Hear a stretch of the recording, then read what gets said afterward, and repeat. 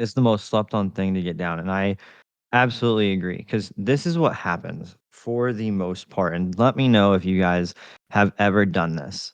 You end up with a win, and then you end up with another win, and then you're doing well. And so you're continuously using like your normal position size, 200, 200, 200, 200, or whatever it might be. And then out of nowhere, for whatever reason you don't know usually, you up it. And then when you up it, you take a much bigger loss than you end up expecting. You're in a hurry or something like that. You might be in a hurry and you take more contracts than you mean to. Well, when that comes to play, you are over leveraging and you end up taking a much bigger loss. Well, then when you take a much bigger loss, what do? Sometimes you end up, I'm going to make a bigger position size to make up for that bigger loss that I just took. Who has done this? Who has done this? I know almost everybody has. And so then it's a deep, deep, deep cycle. And that's something that is, and when it happens most. Who can tell me when this happens the most? There's one specific time in the market when this happens the most.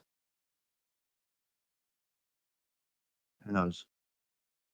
Choppy. Yep, right there. Brian, choppy. When you get consolidating markets like Friday is a perfect example right here. This shit right here. This is what blows people up. Choppy markets blow people up. And this is what happens is you take the orb trade. This is a great trade. 100% like I would take this orb trade. I did take this orb trade. You take the orb trade. It fails. Oh, there's an ILM here. You try it again.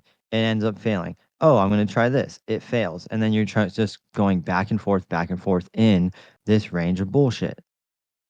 And so that's where you kind of recognizing, okay, well, the signs of when it's going to happen, and we'll go over that in a little bit, signs of how to find more likely to have a choppy day, and then when you're going to, how to get out of the choppiness. When are you getting out? So position sizing, though, most times you over leverage, most over leveraging comes from choppy price action. This is what happens the most is most of your over leveraging and over trading comes through chopping price action and over trading. And this is where when you identify it quickly, that helps you out and say, okay, how can you avoid this? Well, you focus on specific times in the market. And for us, it's around 9:30 Eastern through I'd say 11. I'm gonna put 12. 11:30 is when it's like it's getting late to take a trade, but 12 is kind of that. Okay, we're done. No more. Lunchtime. Anytime after that tends to be a shit show. Not always as good. And that's for a New York sesh. If you're doing Asia sesh, just it's honestly trash most of the time. And then if you're doing London sesh, you have the correct times for London for as well. But we're gonna talk about New York specifically in this one right here. Or actually, I'm gonna just put both. And why? Then Asia is usually about 3 a.m. to I'd say 6 a.m. Somewhere around there. Sometimes you can even do 2 a.m. to 5 a.m. And so London is a little more finicky, but you focus on your specific times in the markets. These are your kill zones if you trade kill zones. And I like opens the best. The opening prices are some of my favorite times to trade, whether it be New York or London. Those bring a ton of volatility. And so trading right near that open, that really helps you get that. Yes, this is being recorded. So what happens is, so what we want is we want a 1R, quote, 1R. This is a specified amount that you are willing to risk per trade. And this is going to be dependent on your specific portfolio size. And so there's two different ways. And if you comes to here you go. And it will change dependent on if you are using a prop firm or a normal account. So for prop firms, you're going to use roughly 10% of your original drawdown. I used to put total drawdown, but then I realized, well, if you have $2,000 in your for your drawdown to start with Topstep on a 50K and you're $500 away from passing your account, you don't actually have 2,000 drawdown, you have 2,500 drawdown now. So I usually just do 10% of your original drawdown. But when you are in drawdown, you want to scale down. And so then I go 5% of your original drawdown.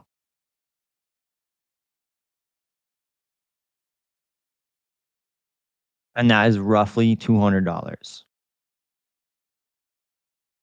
And so when you're in drawdown over, I'd say over 50% of your drawdown,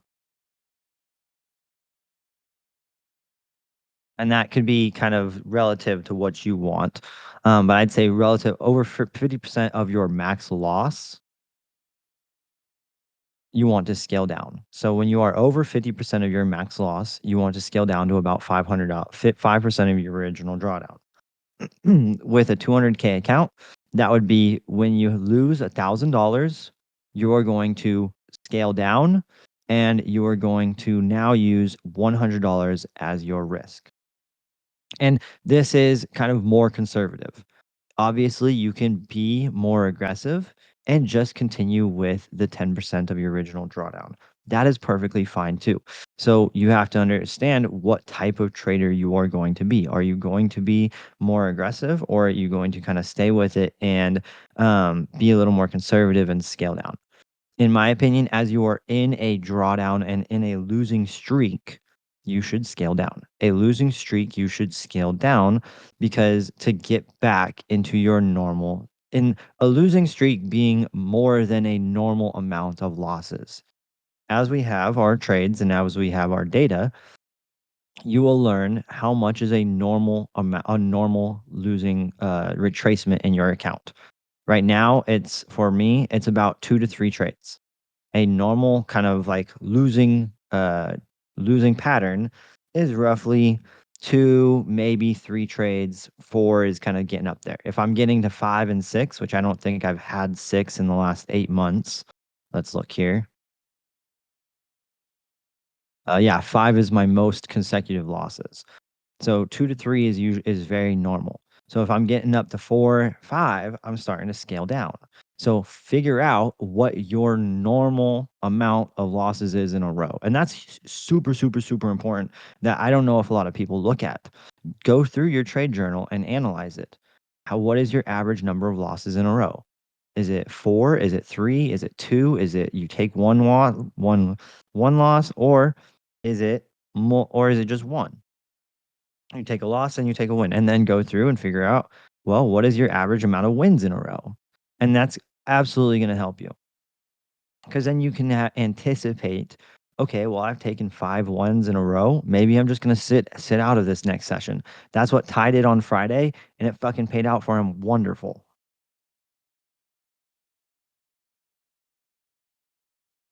So with prop firms, a 50K account, what we usually use, oh, what the hell did I do?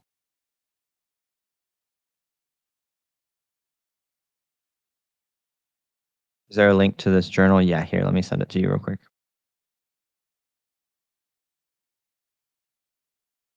Yeah. Everything we journal is 100% transparent, 100% open to everybody. Just go to template and there's a template you can use. You can copy your own. So for prop firms with a 50K account,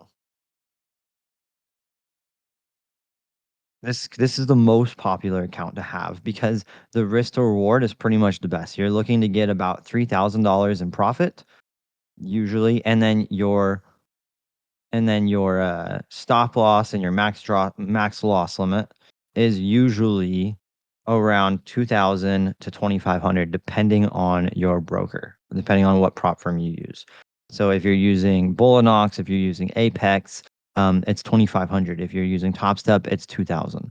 So this gives a really good risk to reward in us because they're almost the same. So when you're using a 50K account, for example, 200, and what I use is a range. You're not just going to, yeah, ideally you want to keep it similar or the same, but it's really unlikely and unrealistic. That's also the key is you want to be realistic in what you're doing. So it's like, say you have a 50-point stop loss. Well, a 50-point stop loss with one contract is 200. A 50-point stop loss with two contracts is 300. Or with two contracts is 200. With three contracts is 300. Say you have a 55-point stop loss. Now that just adjusted everything by 20 bucks per, by $10 per contract. So now that's 210, 5, and then 320. So you don't have, so it's going to be completely different if you are, so you're not going to be able to put an exact amount. So I do a range and I like to do a $50 range. So 250 to 200 to 250, 250 to 300, 300 to 350. And so this is what I'm using to as a gauge. This is your base risk. As you get more aggressive and you get more for a 50K, 300 to 350 could be normal. So understanding how much you average losses are over the course of X amount of time, this can allow you to increase risk. So right now, our max loss that we take is 5 losses in a row. Over the last 8 months, the max amount of losses we've taken in a row is 5 losses in a row. Therefore, if I think about, okay, if I take 5 losses, I have $2,000. I can take 5 losses. I can go up to $400 risk. So you could do 350 to 400, anticipating that you're not going to take more than 5 losses in a row. And that's by understanding your data.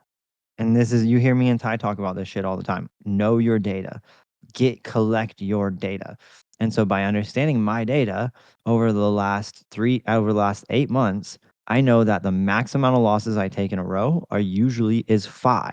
The max amount of losses I've taken in a row over the last 8 months is 5 losses in a row, which means that I can risk roughly $400 per trade and it still be profitable. Because if I only take 2 losses in a row, which is normal, and then I make my 3 wins in a row, which is normal, then I'm still going to be mathematically profitable. Does that make sense for everybody? Understanding how many losses you can take can allow you to up your risk a little bit. Do I recommend it when you're first starting? No, I don't. But as you've been around for a while, you know your model, you know your data, you've collected it, then you can say, okay, well, I'm willing to risk a lot because you understand what you're risking is not necessarily with prop firms. They're not necessarily the dollar value. Your biggest risk is the amount you're paying per month.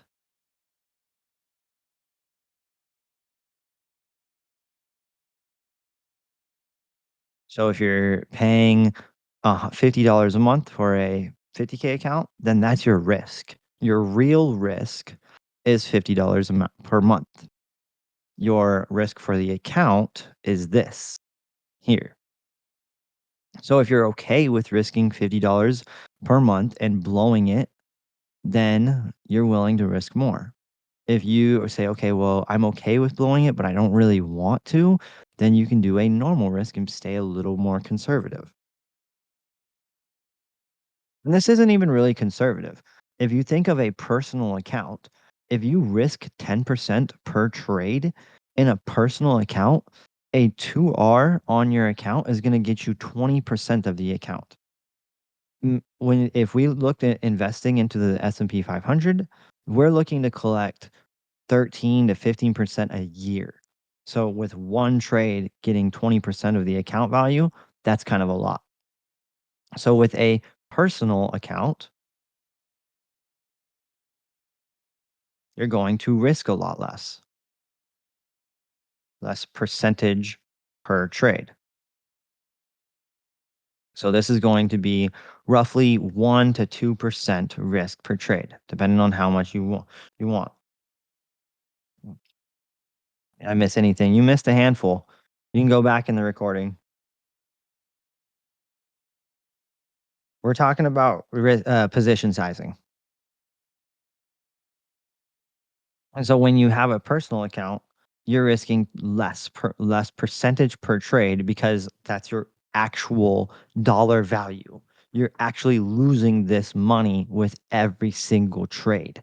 So you don't want to actually lose as much because it's your own account. So you can even go up to 5% in my opinion is very is perfectly fine. But understand what you're risking.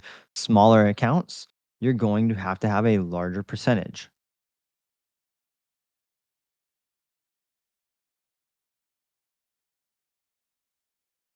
If you have a 500 or $1,000 account, $100 is 10%. That's 50 that's 15 points in the Nasdaq right now. Well, 50 points in the Nasdaq. Right now, our 5-minute ATR in on average today was about 40 points. So that means in 10 minutes, you could lose 50 points, which is $100. If you have a $1,000 account, then that is 10% of your account. So if you have a smaller account, you're going to be forced to have a larger percentage of risk for the account. With larger accounts, you can use a normal risk, that 1 to 5%.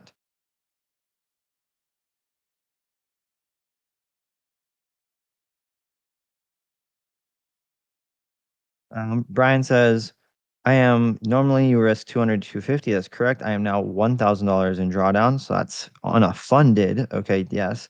Definitely normally would be sticking to that, and conservative would be lowering it to 100, 150. Correct. And in a funded, now you've already passed the challenge. You've paid 150 extra dollars on top of your monthly fee. You're going to want to scale down to that 100 to 150 risk. In my opinion, with the funded, you're going to want to trade a little more conservative. You've already paid a lot more off of them.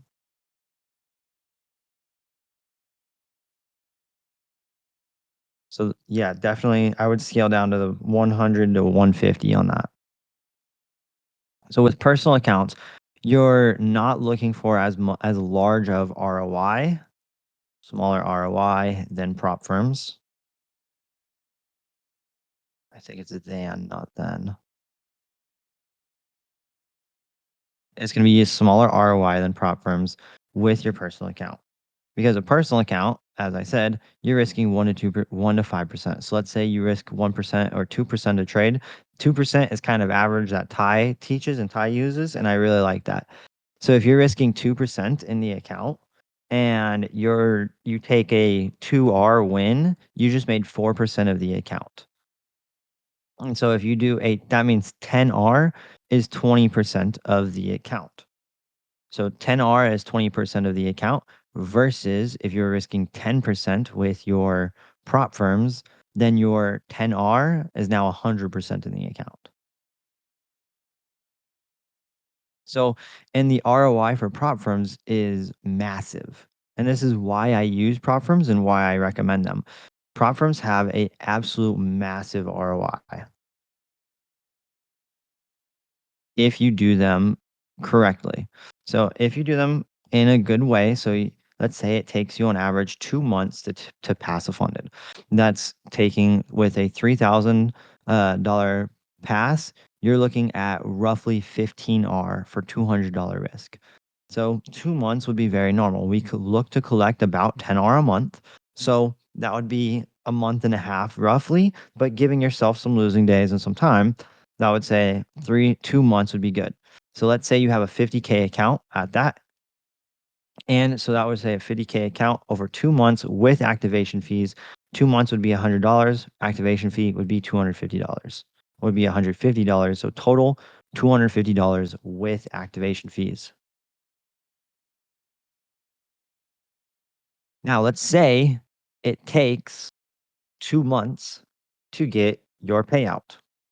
I'm just throwing the numbers out here. So you're gonna get, let's say, 200 to 2,500 in them and profits in those 2 months that you can round it up to 3,000. Now you made 2,500 in profits over the next 2 months, or 3,000. We're gonna do 3,000 because that's saying you did exactly the same thing as you did, and now you made 3,000 in profits, and you can take half of that out. So you're splitting half of that. So you're getting 1,500 total in payout. So now 1,500, you put $250 in, and now you just collected $1,500 out of that. That is 600% ROI.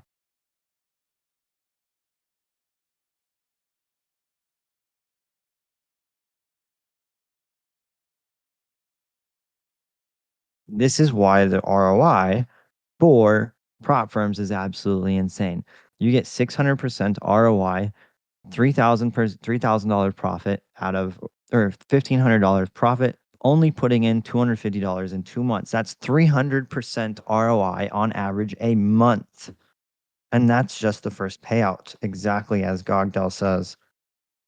And so, and this is why the prop firms win, is because people just see these large numbers and they don't think about the ROI. They think, oh, let me get $10,000, let me get $20,000, and they try to build, build, build, build, and then blow the account. They build, build, build, build, and then blow the account. Understand that $1,500 profit to you, if it takes 2 months, and this is saying it takes 2 months to pass the account. If it only takes 1 month, that only costs $200 now, and it's much more. And so this is just saying that it's taking you 2 months. So the ROI for prop firms is freaking massive. And this is why most people use them. So this is where you're going to understand that we're just rinsing the prop firms for a better ROI. Why prop firms versus personal accounts? Why would you use that? Well, because one, you're not risking your own account. When you are not profitable and not consistent yet, even if you are consistent, if you are learning specifically and especially, you don't have to learn with your own capital. When I started trading, I had to learn how to trade with my own capital. That's really hard on your psychology. That's really hard on the way you think and the way you trade. It puts a lot more pressure on of you have to win. If you're using a prop firm, this is the best way to start trading. Use a prop firm because you're using $50 a month instead of $100 per trade.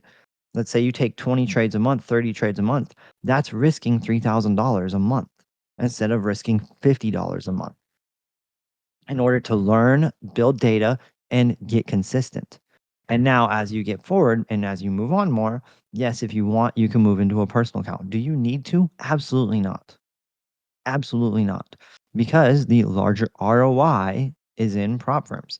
If you're using 2% risk per trade in a personal account and you're looking to collect 600% ROI, you're going to have to get 300R at 2% per trade. That's, let's see, in the last 8 months, I don't even think we've got that. We've got, I think, 90R in the last 8 months. So you wouldn't even be at 600% ROI. And this is getting this in 2 months.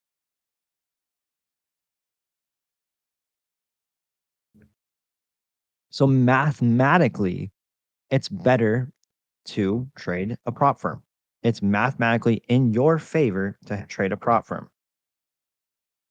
So Jekoff says, I don't know why, and it is doing good for me on a combine. I risk 1%, roughly 500 a day. I take one trade in London, aim to risk 200 aim, always up always for 3R. If I won, I will be up 600. Then I go and risk 500 for New York. If I lost, I am still up 100 for the day, and I won. And then if you win, you have even more. That's fine. That's fine, perfectly fine. And for did you hurt yourself? And for like that, like what I do is if however much you're up on the day, I do about a 20 to 30% kind of drawdown for myself. So let's say you're up 600 come New York, then if you do a 30% drawdown, that means you can't lose more than one trade, essentially a 1 hour trade on that on that next one. When you want, here, just take a drink. Don't don't take it all of it though. And so that's really what I'll do is if I'm up on the day, like at the start of the day, then I'll just do like a 30% or something like that. And you have the right idea. And that's the biggest key is you do have the right idea by not turning a green day red. Is you never want to turn a green day red. No round tripping gains. So 30% off max loss off high a day, P&L high a day for max loss limit. So that would be if you make 600, 600, you cannot lose more than 30% of that on the next trade for the rest of the day.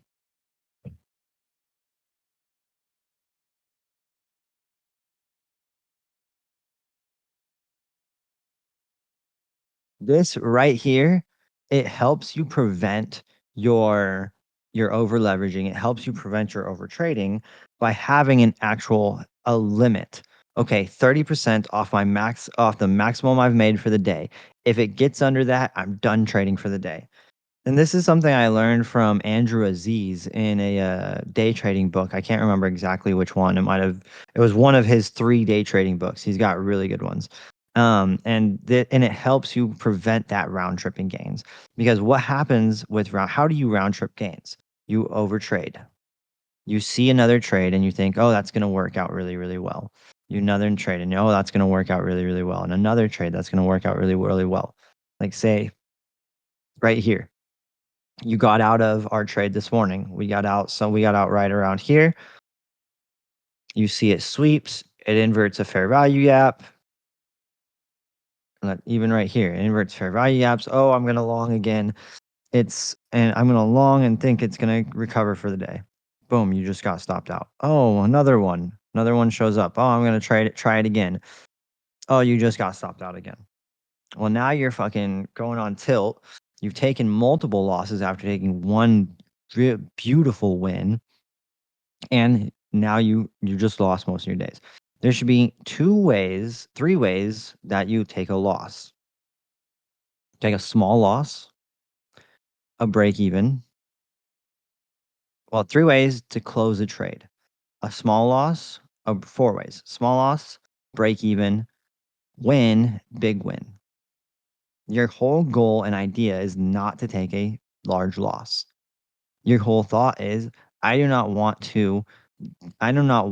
death by 1,000 cuts. And what that is just think is like I made $600 for the day. Oh, what's the harm? I'm gonna risk on 100. Boom, you take a loss. What's the loss? I'm gonna risk another 100. You take a loss. Oh, what's the row? And just thinking of multiple small losses over and over and over that'll chip away at your P&L or then just end up having that round trip. Yeah, you can have one more drink. And that's what we want to avoid. That's the whole thing that we're trying to avoid. Don't take it away. Hey, bring it over here. Fucker. And that's what we're trying to avoid when we're trading.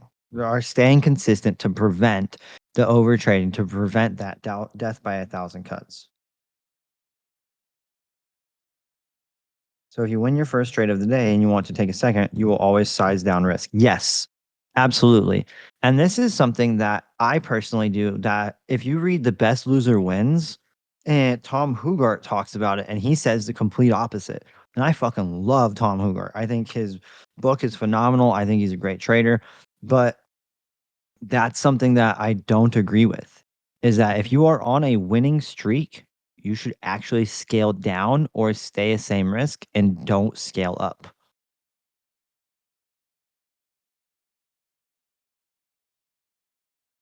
Because mathematically, you are going to take a loss soon. If you are on a winning streak, an unrealized, an unnormal winning streak, guess what? Mathematically, you will take a loss. It's just probabilities. Probabilities say you are going to take a loss eventually. Nobody is going to have 100% win rate. So why do you want if your average number of winning trades is 3 winning trades in a row and now you're on number 6 or 7, I am not going to start scaling up because that is an unnormal. That is an outlier. And so when you have outliers, guess what? Most likely you're going to take a loss soon. And that's when you have to understand, okay, I am going to probably take a loss soon. I am okay with that. I'm going to make sure I still take proper trades. I'm still not going to be scared to execute, but I'm going to make sure I take proper trades. And when I take a loss, that's fine. Take a loss, take it like a man, and just fucking walk away with it instead of taking a loss and going on tilt. And so we see here 4. My average is roughly 3 to 4. 3 to 4 winning trades in a row. Once I get like this one was 6. Number on trade number 7, I'm not gonna be like, oh, I'm gonna do 1.5 R per on this trade, and I'm expecting to continue this streak of 7 wins. No, I'm gonna stay my normal risk or even scale down. In this case, I stayed my normal risk. It was the beginning of April, it looks like, so there was no physical way in hell that I was actually able to scale down. And so saying, okay, well, I'm going to stay with my normal risk. And I even scaled down on the next trade and understand that I'm probably going to take a loss or two soon. And then see, we're back on our 1, 2, 3, 4, take a loss. I'm okay with that. It's back to winning.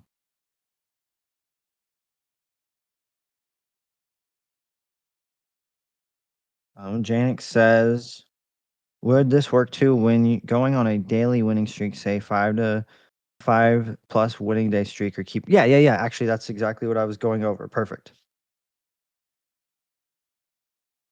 That guy just kind of flowed. I didn't even read your question, to be honest, until just now. But yes, do agree. Either scale down or risk normal because they are outliers under I want to say find average wins slash losses. Do not scale up on outliers. And these are the things that you'll see in a lot of books and say, "Oh, I'm on a winning streak. I'm gonna fucking scale up. Oh, I'm gonna have 100% win rate or an 80% win rate, and now I'm 3 months consistent. I've hit 1 R every time. Now I'm gonna up it to 2 R. When you scale up slowly. Scale up with because it's gonna affect your psychology. If you scale up a lot, it's gonna affect your psychology. If you scale up slowly, it's not gonna bother you as much. So going from 200 to 250 to 250 to 300, that's normal. That's a normal scale up. Once you get 6 months straight of profits, then you can start scaling up smallly. If you are a month straight, then that's not at the time to scale up. That might have been a lucky month. That might have been a good month for you. But once you have consistent data that you can say, okay, this data plays out, this is going to play out really well. Then you can start scaling up slowly. And what I recommend is if you really want to scale up, get a combine if you can.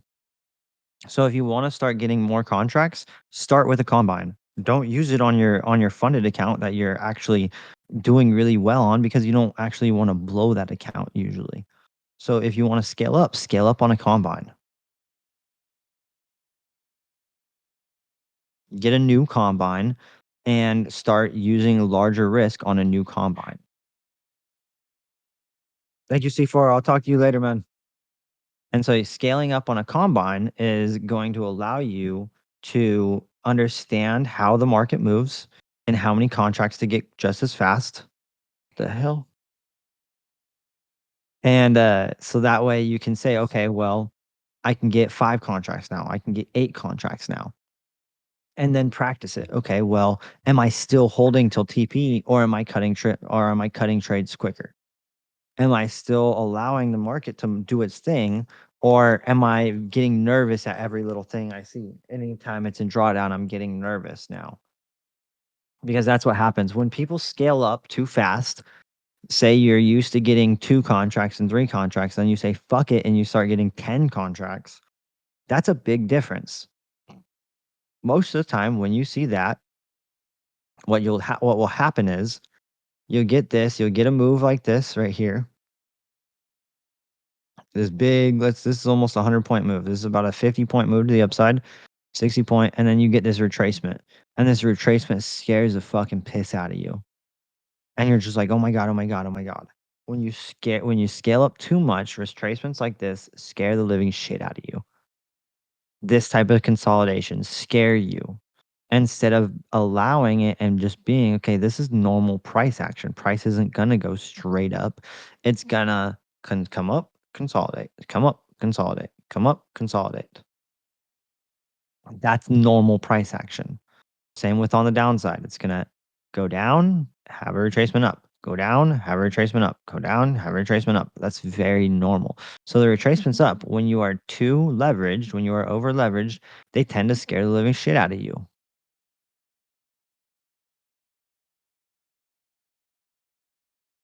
So when you scale up slowly and use combines.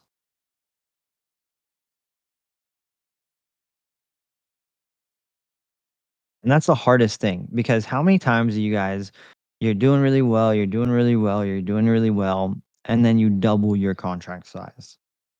You go from 2 to 4 or 4 to 8. And then you're doing really well, and then you're doing really well, and then you take a big fucking loss. You get a 100-point candle, or you say, "Oh, it's gonna come back." One of those. "Oh, it's gonna come back. I'm just gonna let it breathe a little bit more. It's gonna come back."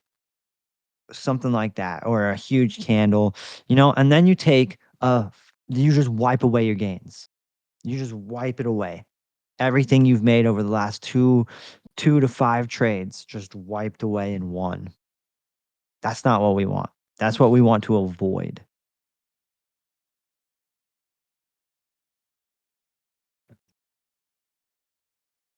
And having that's personal discipline was what that is. That's your own personal discipline to fight greed. Because guess what? Logically, your brain is telling you. And did anybody get those worksheets that I said yet that I posted last time, the Jared Tendler worksheets? Did anybody download these? I really want people to fucking try these. They're amazing. Read this book. If you haven't read it, even if you have, reread it. Download these worksheets. I'm going to post them here again. Download the damn worksheets. Fill them out. These things are huge. They're all about collecting data on your emotions.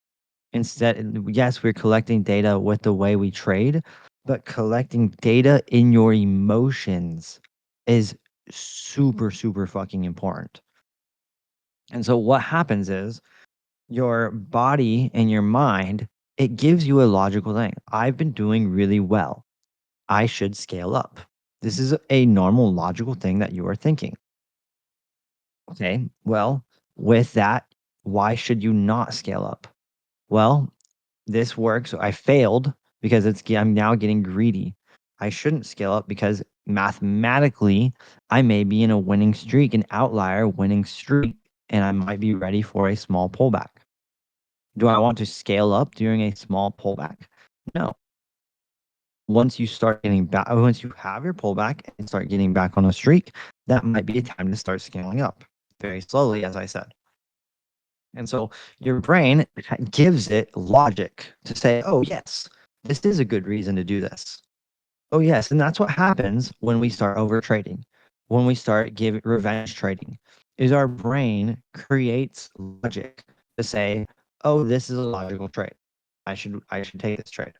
This is logical. This is why I should take this because of this. and it gives justification for these things. Well, really, what is happening is you're not thinking clearly, and your brain is trying. You're using more feelings and emotions instead of mechanics. Am I good for everybody? Lagging a bit. What the fuck? What's lagging? The voice or the Miro? Robot voice. Fine for me. All right, we're gonna do this. We are going to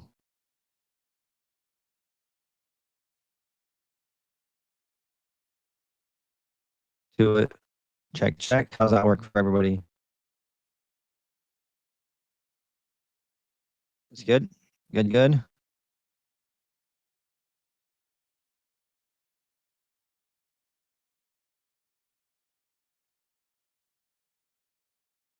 All right, bet.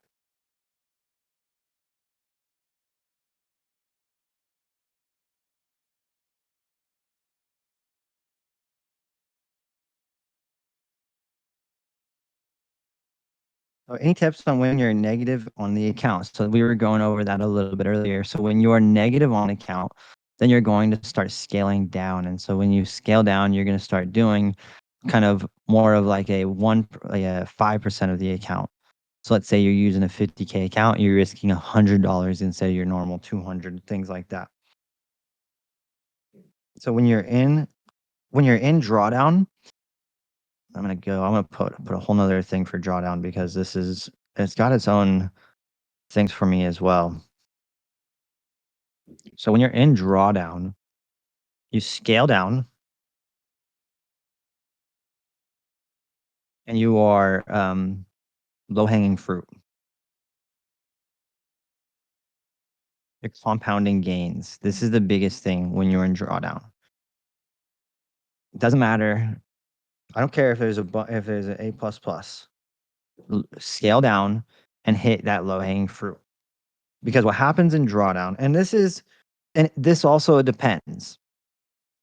Are you in a losing streak or are you in a retracement on your account?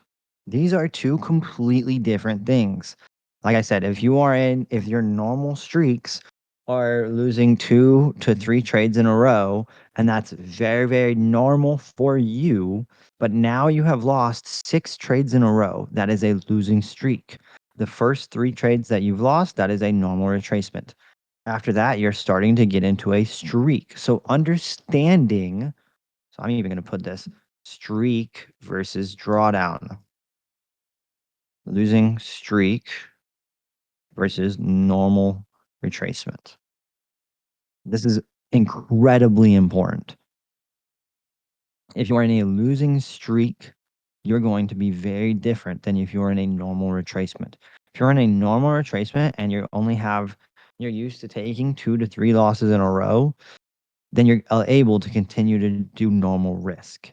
Once you're in a losing streak and you're starting to get deeper into drawdown, then you're scaling down and using your low hanging fruit. Because what happens a lot of times is you need to rebuild your confidence and gain momentum.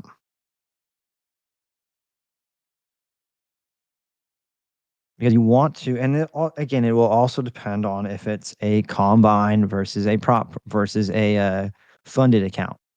If you're in a combine, you might be willing to be more aggressive because guess what? If you blow the combine, then you're going to get it back at the end of the month. If you blow a funded account, you don't get that back. You have to pay another $200 minimum in order to get that back. So there's a lot of different discretion with it. There's a lot of variables. And so that's why I'm trying to go over every different variable that you can have actually.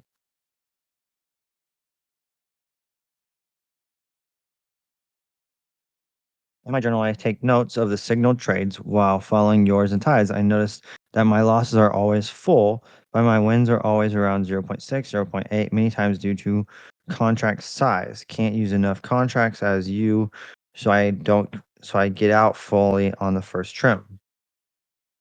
My notes of the trades are literally full from my full risk was one contract, closed at the first trim. I'm missing so many possible gains instead of taking this.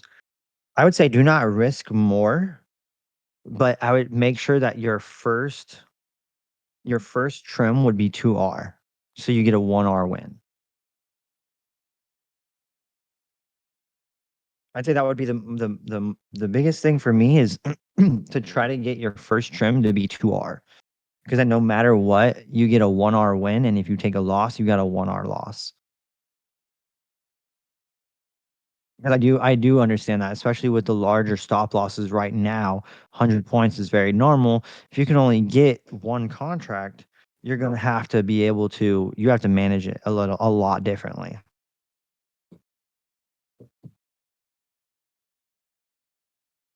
I have a question. So if I enter a trade, let's say the orb short, and it starts to move in my direction, how do I trail with good psychology? What do you need, Lisa? What do you need? You want up? Yeah. Okay. Get out of here then.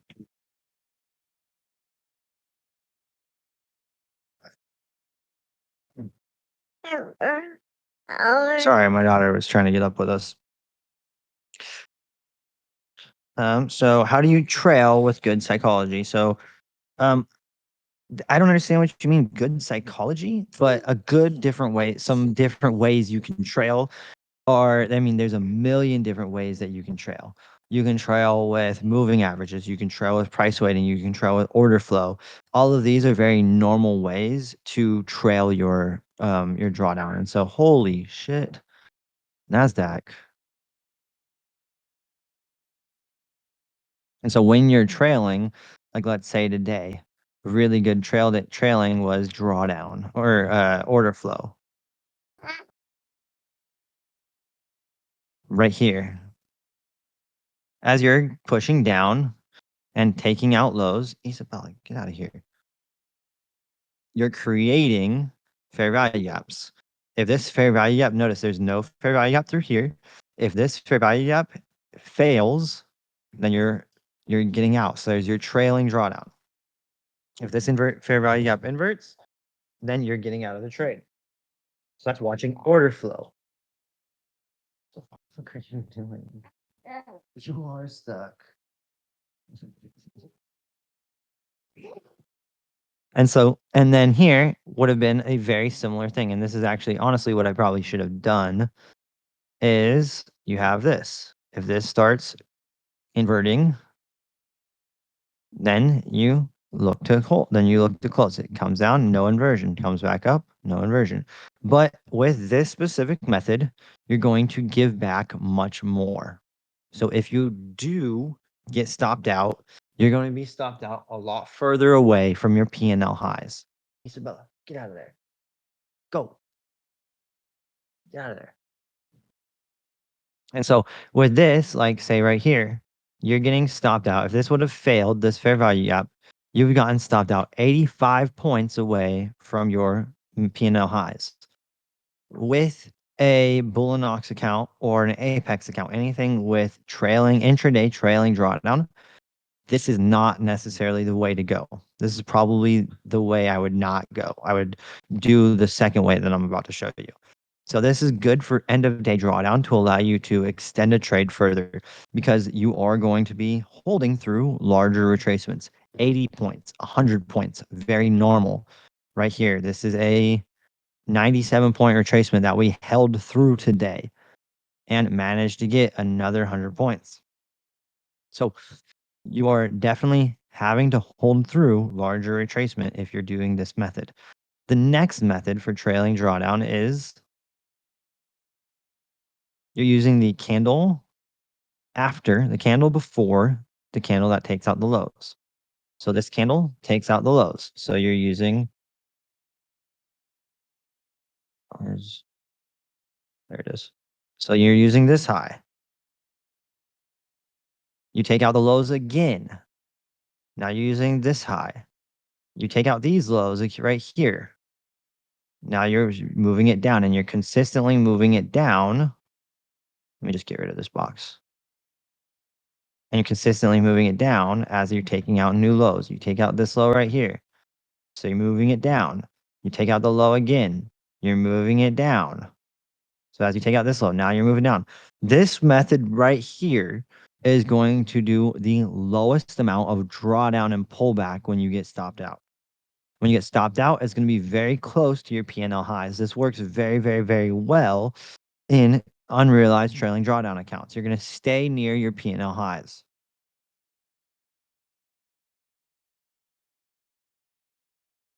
You may not exit at the exact bottom. You may give up a little bit of profits. That's very fine and very normal. It's not a bad thing to give up profits. And so this is this is a more aggressive way to trail.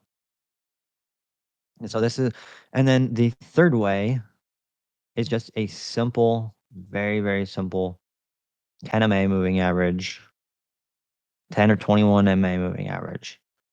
Notice right here, you would have gotten stopped out at the exact same spot. But you also would have gotten stopped out up here. This one, if you would have used trailing drawdown with this, you would have gotten stopped out early as well. The key with trailing drawdown or trailing stop is you start your trailing stop when your TP has hit. Isabella, what the fuck are you doing? You crazy? Start your trailing drawdown when your TP has hit. So you want to really not move it too much until you're getting to the level. Yes, as you're watching it, you can use kind of this the order flow style of trailing drawdown until you get to your TP and then start getting more aggressive as you hit your take profit. That's a really good way to do it. And so that way you're kind of watching the market and you're staying with your P&L highs. And then again, your 10 MA right here, as you get to your TP, you break above your 10 MA, there's your target and saying, okay, well, I'm going to get out. That's a very basic one I don't use much anymore, but I do know that it works really fucking well. When executing risk to reward, for example, 1 to 3, 1 to 2, 1 to 3, would you take partials at a specific number or a liquidity? Are you averaging any 1.6, 1 point R? Also, does micromanaging have any downsides to R? Micromanaging absolutely has downsides. It has upsides and it has downsides. So micromanaging would have helped prevent could have. So let's use today's trade. We're going to use today's trade as an example. Stop loss right around here. And then targeting here.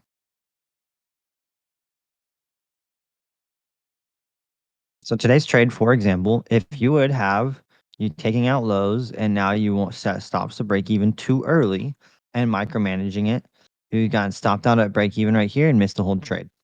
That's perfectly fine. That's a way where you say, okay, well, that would have been okay. That wouldn't have had a downside. Well, if you would have set your stops too tight today, like a handful of people did, then you would have gotten stopped out and micromanaging it too early would have helped you. Well, in this case, if you would have had normal stops like I did, micromanaging like that would have gotten you stopped out too early. So, what I'm looking for in a sense of risk to reward is where is the risk to reward to where I'm looking to trim? So, I'm having pre delivered thoughts on where I'm trimming before I'm entering the trade. So, in this case, London low and or this local intraday low are both really good targets. The intraday low is the one that I decided. And so we have what are we at this intraday low? Right around 1.3R. That's perfectly fine. So now I would take a small trim on an intraday low. I'm not looking to really take off more than half until it's around 2R. And obviously it's going to be it's going to be discretionary, but that's the ideal scenario. Ideally, I don't want to take off. I want to take my half off at 2R. Minimum 2R or higher is what I'm taking off I should have 50% on until I get to 2R. And with your Opening range, break trades, standard deviations are the best ways to do it. It makes it so easy. And so right here, I would start take, and I don't take anything off at specific R levels. That's a myth of a lot of people do, and I think it's decent, but I don't like to do it personally. I'm looking to trim at time-based liquidity levels because I know price is moving from liquidity to liquidity. What is it doing here? We took out previous day high. What are we most likely to do when we take out previous day high is come to Asia low. Very normal thing to do. That's what so understanding what the market normally does, understanding your liquidity, this is going to help you. And so the market goes from liquidity to liquidity. We entered on the um this retracement into the retest of the inverted fair value gap, this ILM. We entered on that retest. Therefore, our targets, where is Asia? Where is that low? It's, I don't know what the fuck that level is, but this is the low I want.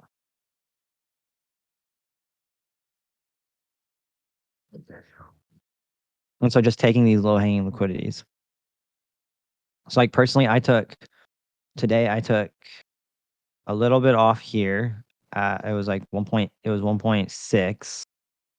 And I took the rest off right here around 2. So total, I got 1.7, and I'm okay with 1.7. I'm very, very happy with 1.7 and 1.8. You want the rest of my smoothie?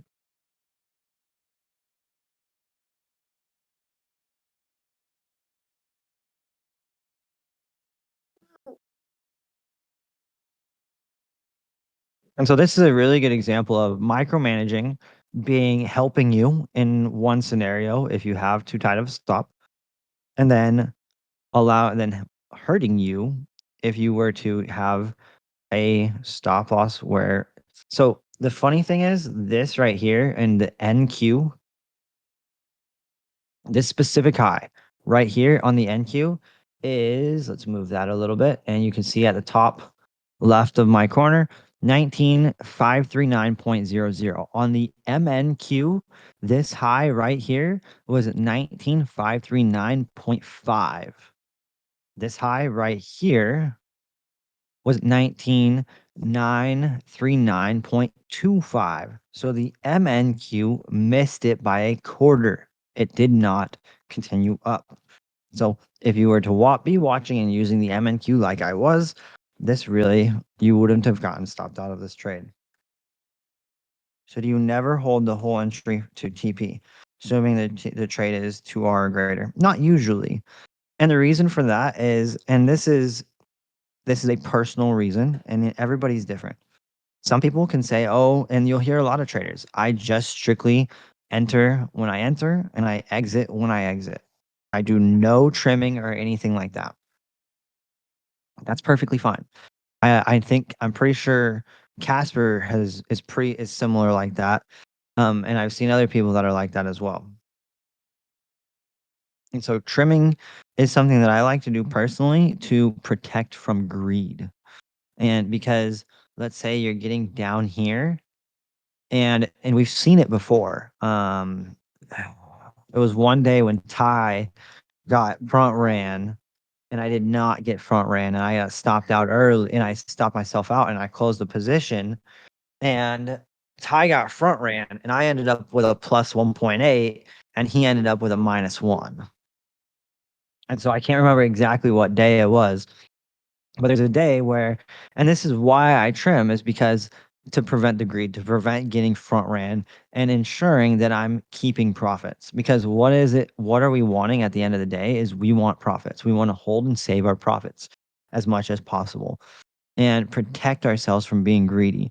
And I learned it through William O'Neill and through market school to trim into strength. And so let's say you have 3 positions. A lot of it, from what I learned, is using increments of 3. That's how I learned to trim for the most part, is using increments of 3. And so learning trimming in thirds. Trimming, let's say a third here, a third here, and then a third here. This is how I specifically learned how to trade, because therefore you take a little bit off, and then you take a little more off, and then you can leave a runner. I know a handful of people like Brian Shannon. He's a fantastic trader. We yeah, bears get paid, bulls get paid, pigs get slaughtered. That's wonderful, Skyner. What's up, brother? So, like, I know Brian Shannon, like I said, he wrote the book Anchoring, Maximizing Gains with Anchored VWAP. He wrote another book on market structure, which I think his book on market structure is one of the best technical analysis books that there is in the out right now. And he like that trader, Brian Shannon, he enters very heavy right away. He enters pretty heavy on the trades when he enters because he's fairly confident and at least he's going to get a little bit. And he has a good risk parameter. And then he trims fairly fast. So he's trimming, let's say right here, he's entering a little heavier when he enters, and then he can get out more. He can get out of a little bit down here and still be happy to hold the rest through. That's very fine as well. And again, that one is that's a little more advanced because you have to have a better win rate that way. If you have a really good win rate, or at least the beginning of your trades start out really good, then you can enter a little heavier. I don't recommend that for newer people. Everybody sound good? Vince said he lost some sound a little bit.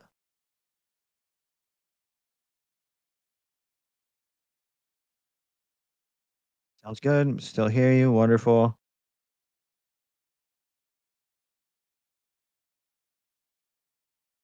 Cool. Alice, and I'm totally good to set my TP entry and close out the chart and go about my day. Absolutely. I think just when you do that, make sure, like, I would recommend doing a kind of a low hanging fruit target at that point, using time based liquidity right above your time based liquidity. So instead of setting it at Asia lows, maybe set it 10 points above Asia lows and then go about your day. Yeah.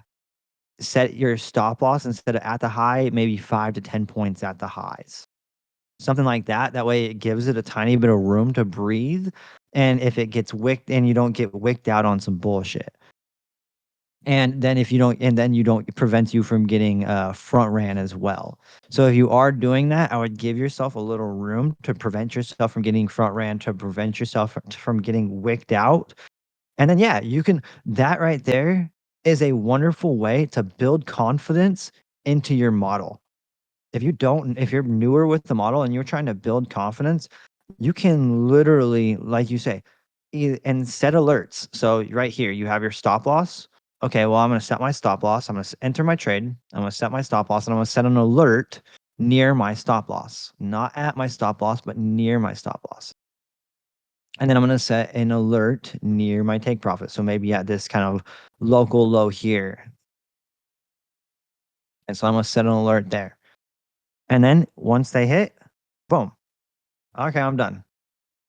You know when when you're exiting the trade, and you can just look at it. And you come back later and say, "Oh, well, it won. Oh, well, this one lost." You're not micromanaging. You're just allowing the trade to do its thing. I think this is a wonderful way, but it doesn't have to be. This isn't the way that you have to do it. That's what I love about trading, is there's so many different things that you can do with it.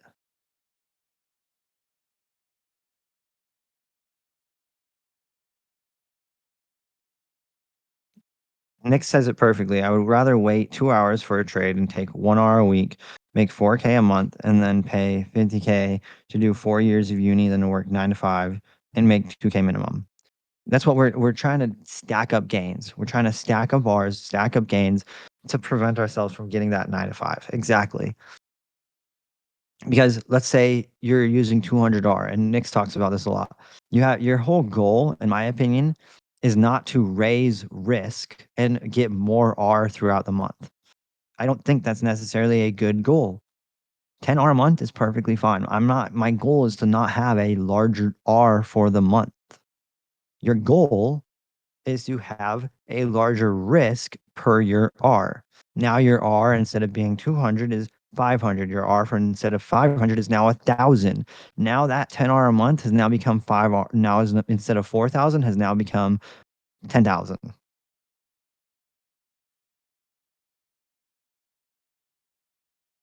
That's the biggest key. That's a huge key that people think, oh, well, I need more trades. I need more trades to collect more R.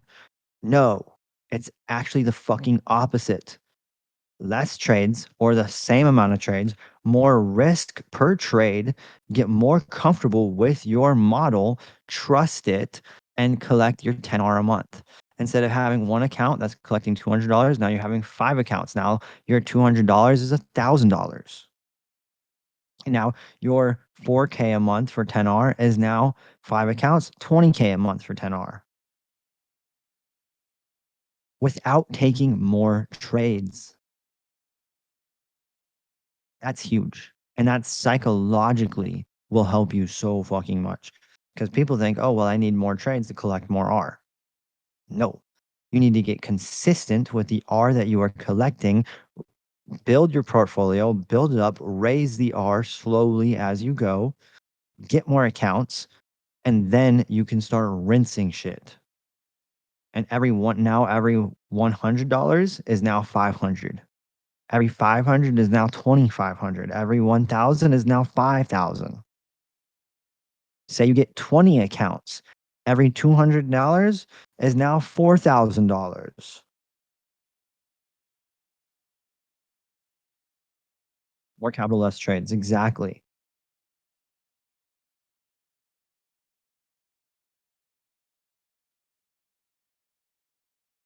Nix talks about this shit a lot too, and I hear it, and it's awesome because that's all you need. People think you need more R. You don't need more fucking R. You need more capital. You need more ways to trade, and by getting that, you need to be consistent.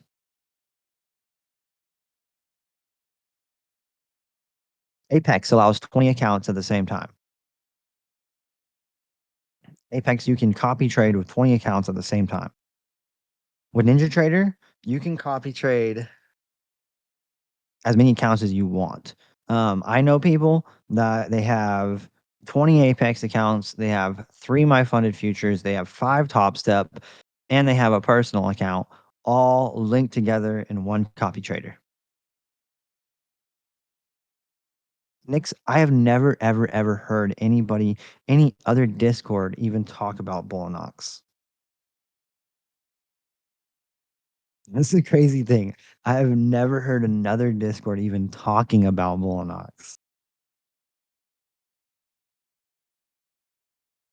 Yeah, I've seen that they paid you.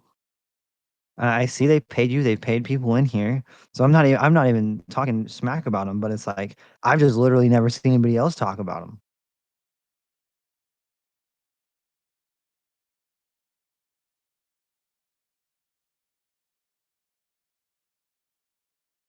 I think people on TikTok use them. I don't use TikTok, so that's probably one reason why.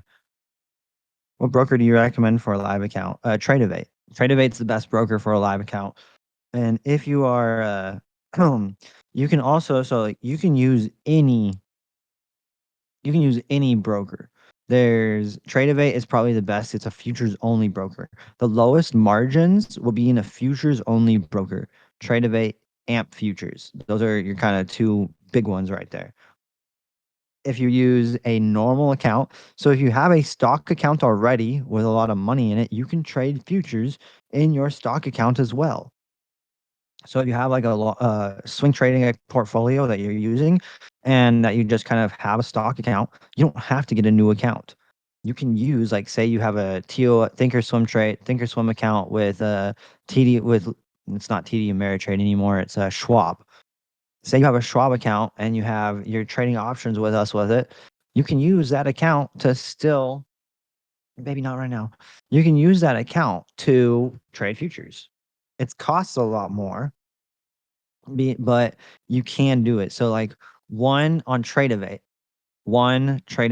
account for or one Tradeovate MNQ contract costs 500 or $100 per contract. So one If you use like a Thinkorswim or anything like that, one MNQ contract can cost up to $2,000, depending on what time and how much you have in your account. It can also be down as low as sometimes it's 300, sometimes it's 150. If you have a normal broker, it's going to change a lot depending on how much you have in your account. As you get lower and lower in your account, they reduce the futures margin and you need more. The max amount that you're going to need is 2,100 for one MNQ. Yeah, Roman says I trade futures with their Schwab account, but their platform sucks. Exactly. So I would say any one works. I know Casper uses interactive brokers. I know a handful of people that use their Schwab account. I started actually trading futures with my Tasty Trade account. So I know Tasty Trade has them.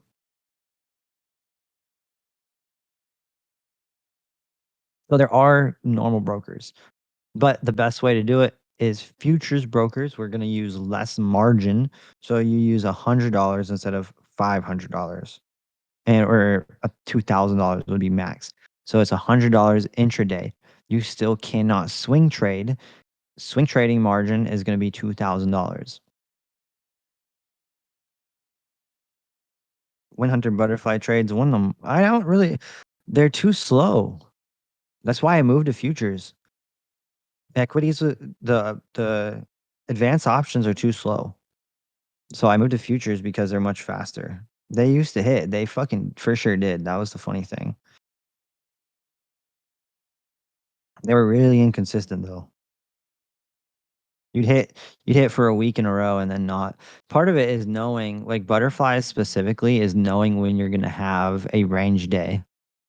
And that was the biggest key, because then when you stop having range days and you have larger ranges, then butterflies stop working as much. Because that's what they require. Is they require the market to stay still.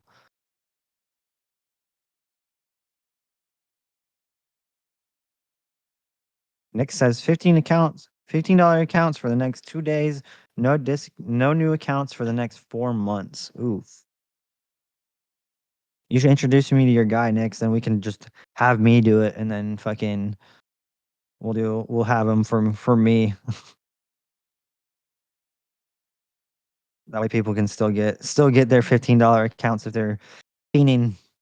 Y'all got any more of them $15 accounts? Where are those accounts, man?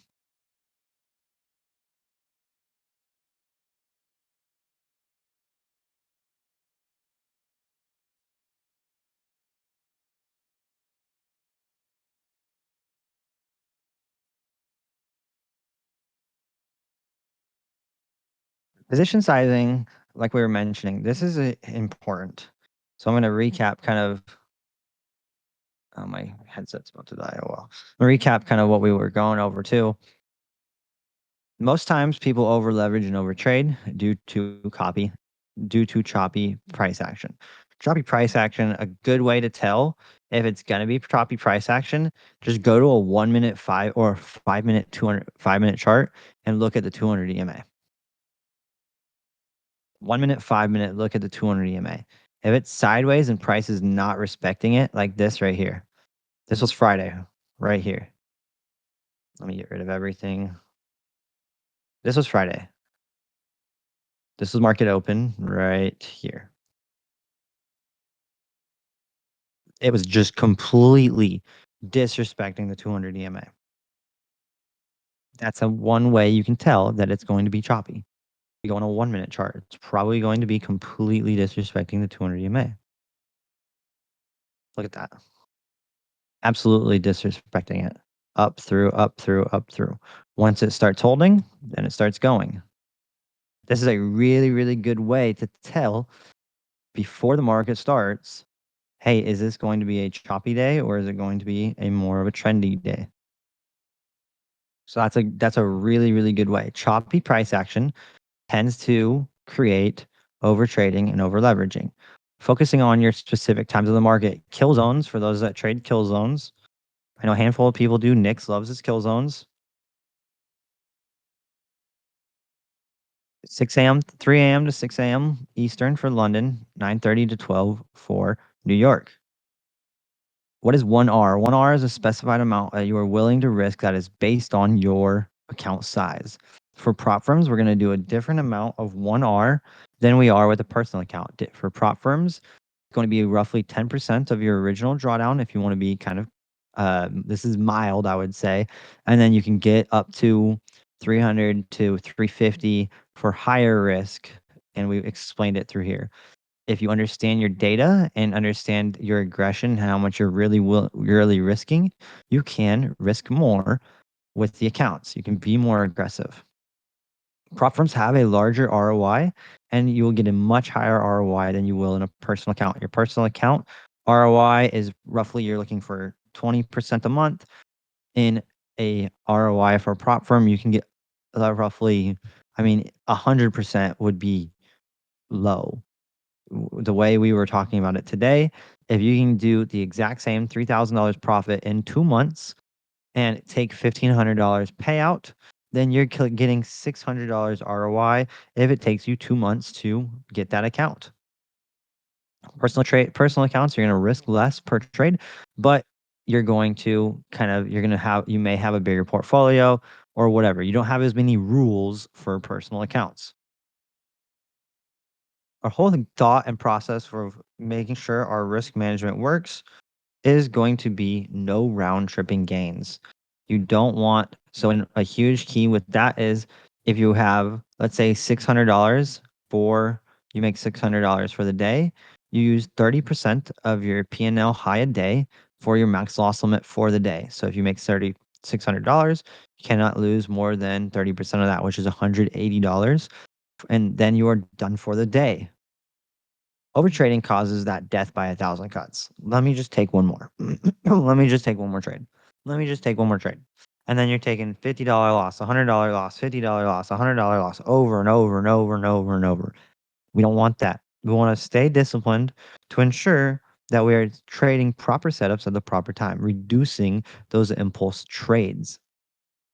When we are on winning streaks, we're not actually scaling up. We are staying similar and understanding our averages. Is this an outlier streak or is this an average? Personally, I have roughly 3 to 4 wins in a row, and anything more than that is kind of an outlier. That is my average. And so if I'm taking 6 wins in a row, then I'm probably not going to start scaling up and expecting, but I'm going to expect to take a loss soon. I'm still going to take my trades normally, but taking a loss isn't going to hurt because guess what? The data shows I should probably take a loss soon. So, like Ty on Friday, skipped out on a day of trading in order to say, hey, we've taken a lot of wins lately. This has been kind of an outlier. I'm going to take a break here. When you scale up very slowly. Scale up from, if your normal risk is 200 to 250, scale up from 250 to 300. And then in 2 months, scale up again, 300 to 350. And then in 2 months, scale up again, 350 to 400 as your account gets built. When you start scaling up, you can start scaling up on a combine. That way, you're not risking your funded accounts to work on your scaling up. And because your scaling up is going to affect your psychology, it's going to put more pressure on you because it causes less losses to blow the account. And now, when you're in drawdown, you're going to need to scale down, shoot for that low hanging fruit in order to compound your gains. When you're in drawdown, you have to understand, are you in a normal losing streak or is it a normal retracement for your losing where you're only 2 to 3 trades? That's very normal.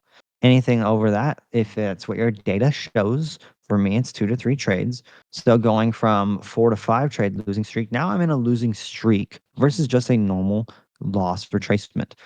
So you understanding the difference between those comes from collecting your own data. So as you collect your own data, you're going to find those patterns and start realizing, okay, am I in a losing streak that I need to scale down and understand what's happening, reevaluate my trading? Or is this just a normal loss retracement where, okay, I'm taking my 2 losses in a row and then I'll move on from there. And then when you're taking a losing streak, you want to compound gains, rebuild your confidence, and gain momentum. That momentum is going to push you forward and really build that confidence to help you start scaling normal and trading back how you normally would. Any questions over anything at all, risk management or anything that we've gone over today or anything that we may have not gone over that you have questions about? Which exchange works for a 401k? 401ks do not allow leverage. I don't think so. Most of the time, 401ks do not allow leverage. So you will need to use just a full margin requirement, and you cannot do intraday margin requirement with 401ks. I would look into Schwab or Tasty Trade to see if they do allow some sort of reduced margin.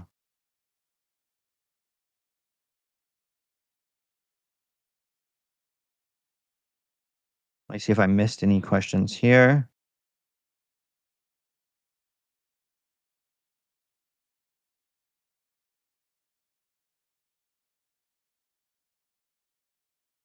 Nope, I got all of them. Perfect. What's a combine? So a combine is just it's just an evaluation. It's just Topstep's term for a funded challenge. So it's a I think they just say eval for Apex, and so it's just whatever the challenge is. Combine is Topstep's term specifically.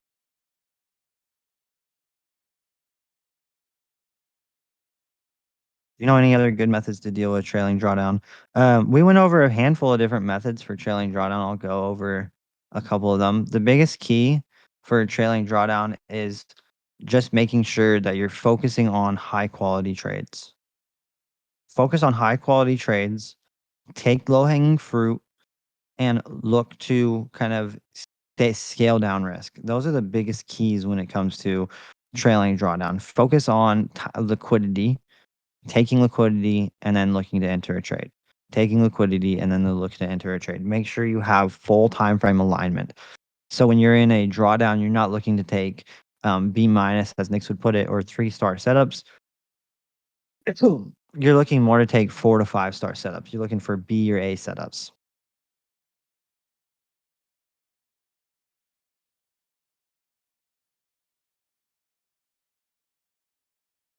Because trailing drawdown, your whole goal for me, get out of drawdown, build confidence. Get out of drawdown, build confidence. And as I said, if you're in trailing drawdown on a combine or an evaluation account, that's completely different. If you're okay with, hey, I'm in trailing drawdown, I have $500 left in the account before I blow it, and I have 3 days until my rebuild day. Well, guess what? If you have a blown account on the rebuild day, they give you a new account because you're rebuild. And so I would just I would just do normal risk at that point because you have a small amount of time before you get the account back. If you're on a funded account, that's going to be completely different because now you're going to have to pay another $250 minimum in order to get that account back. And so it will be different for fundeds versus your combine accounts. And that's where prop firms are are like complex in a way to really dial it in how to trade with them. And because there's rules with like that where if you have a blown account on the rebuild day, then you just get a new account back. But if you have $500 before you pass the account, on a rebuild day, you're not going to do anything different because you're about to pass the account and then you keep the account as it is. So understanding all the different rules, all the different kind of concepts and things that we use, and that's what we're doing these Monday psychology streams for, is to really to go over all these different things and different kind of tips and tricks for combines versus personal accounts, how you can kind of work the system with these prop firms because these prop firms are built to make us fail. So what are we doing is collecting data and collecting ways to make these prop firms to work them for as much as we can. All right, so I'm going to post this mirror link one more time for you guys. Any last questions here? Fun as hell. Thank you guys for all coming.